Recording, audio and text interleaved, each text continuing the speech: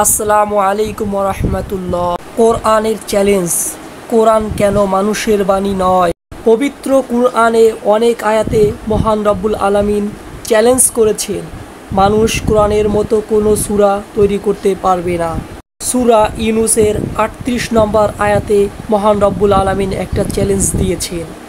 নাকি তারা বলে সে তা বানিয়েছে, বলো তবে তোমরা তার মতো একটি সূরা বানিয়ে নিয়ে আসো এবং আল্লাহ ছাড়া যাকে পারো ডাকো, যদি তোমরা সত্যবাদী হও। বিস্ময়করভাবে সূরা কাউসারের মধ্যে ১০ সংখ্যাটিকে নানাভাবে কোট করা হয়েছে। সূরা কাউসার কোরআনের সব থেকে ছোটতম সূরা। সূরা কাউসারে ৩টি আয়াত রয়েছে।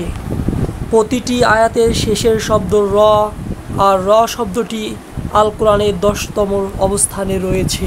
এই সূরার প্রথম শব্দ আলিফ, এই আলিফ আছে ১০ বার।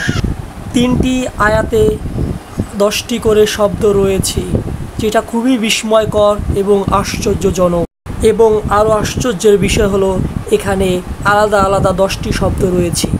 এছাড়াও এ সূরার মধ্যে আইন, তোয়া, ইয়া, সা, ফা, সোয়াদ, হা, শিন, হা, তা একবার করে মাত্র এসেছে। আরও আশ্চর্যের বিষয়, সূরা ইউনূস কোরআনের 10তম সূরা।